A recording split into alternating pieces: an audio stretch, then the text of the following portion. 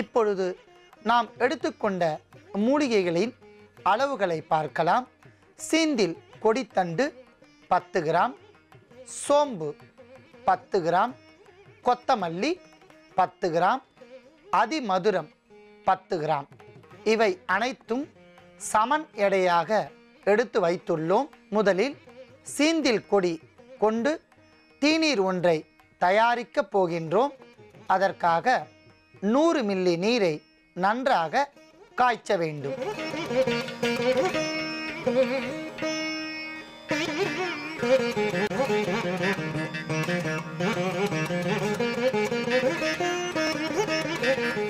நன்றாக கொதித்து கொண்டிருக்கின்ற நீரில் நாம் முதலில் சீந்தில் கொடி தண்டுகளை 10 கிராம் அளவிற்கு சேர்க்க வேண்டும்.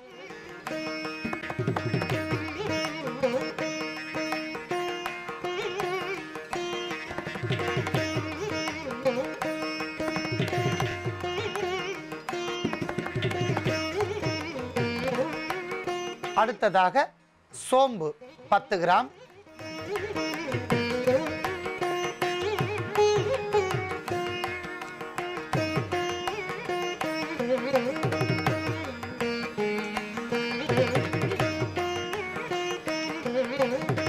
கொத்தமல்லி 10 கிராம்,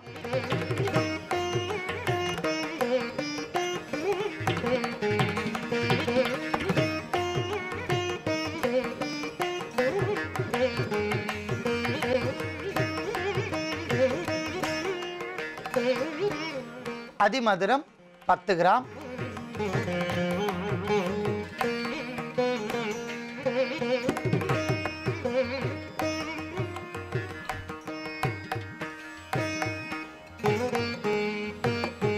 நன்றாக பூரணமாக கொதித்துவிட்ட இந்த தீநீரை நாம் வடிகட்டி எடுத்துக்கொள்ளலாம்.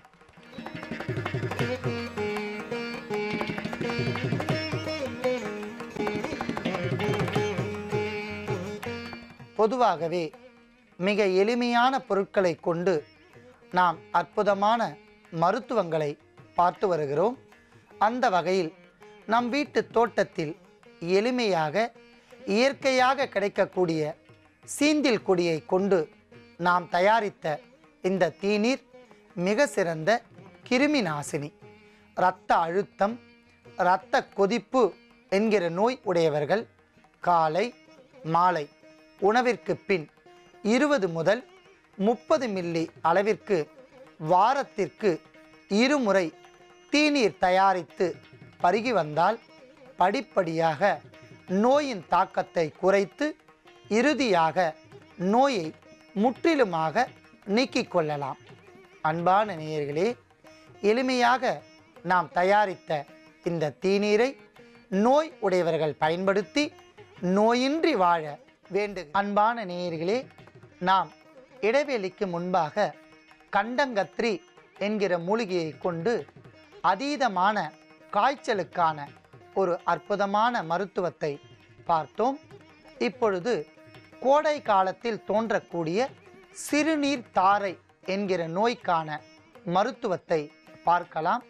சிறுநீர் எரிச்சல் அல்லது சிறுநீர் பாதையில் ஏற்படுகின்ற பல்வேறு வகையான தொற்று நோய்களுக்கும் ஒரு அற்புதமான மருத்துவத்தை நாம் பார்க்கலாம். பொதுவாகவே கோடை காலம் என்றாலே நமக்கு உடலெங்கும் கொப்பளங்கள், சிறுநீர் மற்றும் பல்வேறு வகையான நோய்கள் ஏற்படும். வியர்க்குரு, சிறு வேனில் கட்டிகள், தலைபாரம், அதிகப்படியான கற்றாழை நாற்றம் இவையெல்லாம் ஏற்படும். இவையெல்லாம் கோடை காலத்தில் வருகின்ற ஒரு நோய்கள். மேலும் அதீத உடல் உஷ்ணத்தால் படிப்படியாக உடலெங்கும் இருக்கக்கூடிய நீர் படிப்படியாக வற்றி உடல் வெட்டை ஏற்படும். அப்பொழுது சிறுநீர் மஞ்சளுடன் எரிச்சலாக வெளியேறும். இதனால் உடலுக்கு அதீத தீமை ஏற்படும். இவையெல்லாம் பரிபூரணமாக தடுத்து கொள்வதற்கான ஒரு அற்புதமான மருத்துவத்தை ஒரு மூலிகையை கொண்டு நாம் பார்க்க போகின்றோம். அதற்காக நாம் எடுத்துக்கொண்ட மூலிகை கொத்தமல்லி. உருள் அரிசி, தனியா தழை, மல்லி என்று பல்வேறு வகையான பெயர்களில் அழைக்கப்படுகின்ற கொத்தமல்லி ஒரு சிறந்த கிரியா ஊக்கி.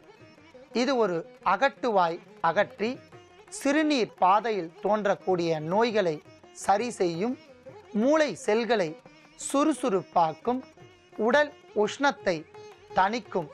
ஆகையால் கொத்தமல்லியை நாம் எடுத்து வைத்துள்ளோம்.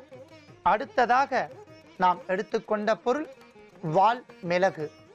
உடலுக்கு கிருமிகள் வராமல் பாதுகாத்து தொற்று நோய்கள் வராமல் பாதுகாக்கும். சிறுநீர் தாரை என்று சொல்லக்கூடிய இடத்தில் சிறு புண்கள் ஏற்பட்டால் அந்த புண்களை ஆற்றக்கூடிய ஆற்றல் வால் மிளகிற்கு இருப்பதால் நாம் வால் மிளகையும் எடுத்து வைத்துள்ளோம். அடுத்ததாக நாம் எடுத்துக்கொண்ட பொருள் பனங்கற்கண்டு. உடலுக்கு குளிர்ச்சி தரும். கோடை காலத்தில் ஏற்படுகின்ற நாவறட்சியை கட்டுக்குள் கொண்டு வரும். அதீத குளிர்ச்சியும் உடலுக்கு நன்மையும் தரும் என்பதால் நாம் பனங்கற்கண்டையும் எடுத்து வைத்துள்ளோம். அடுத்ததாக நாம் எடுத்துக்கொண்ட பொருள் ஏலக்காய். வயிற்று உப்பசம், சிறுநீர் பாதையில் தோன்றக்கூடிய கட்டி, அடைப்புகள் மற்றும் சிறுநீர் கற்களை உடைத்து எறியக்கூடிய ஆற்றல் ஏலக்காயிற்கு இருப்பதால் நாம் ஏலக்காயும் எடுத்து வைத்துள்ளோம். அடுத்ததாக நாம் எடுத்துக்கொண்ட பொருள் இளநீர்.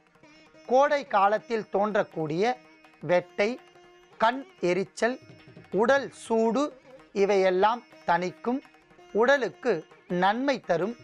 குளுக்கோஸ் அளவை சராசரியாக பாதுகாக்கும் என்பதால் நாம் இளநீரையும் எடுத்து வைத்துள்ளோம். அடுத்ததாக நாம் எடுத்துக்கொண்ட பொருட்களின் அளவுகளை பார்க்கலாம். இளநீர் 200 மில்லி, கொத்தமல்லி 10 கிராம், வால் மிளகு 10 கிராம், ஏலக்காய் 10 கிராம், பனங்கற்கண்டு 10 கிராம். இவையெல்லாம் தனித்தனியாக வைத்துள்ளோம். இப்பொழுது இளநீரை நன்றாக காய்ச்ச வேண்டும்.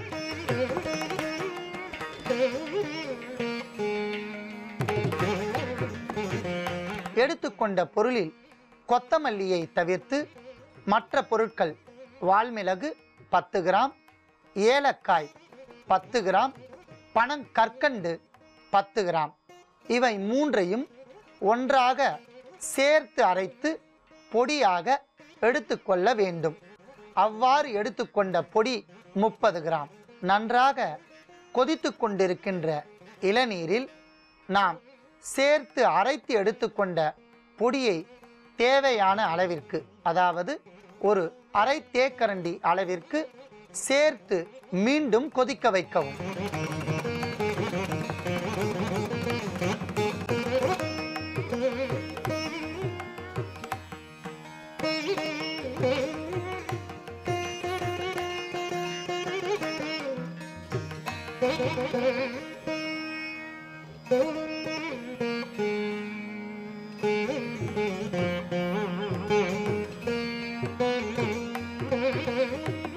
அடுத்ததாக கொத்தமல்லி 10 கிராம்.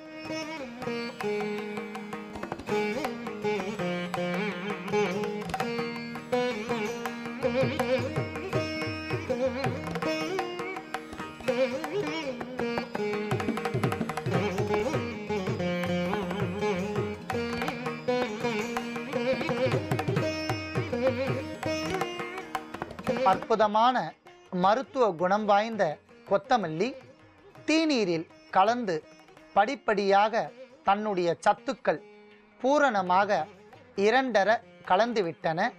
அற்புதமான நறுமணத்துடன் இருக்கக்கூடிய இந்த தீநீரை, இளநீர் தீநீரை நாம் வடிகட்டி எடுத்துக்கொள்ளலாம்.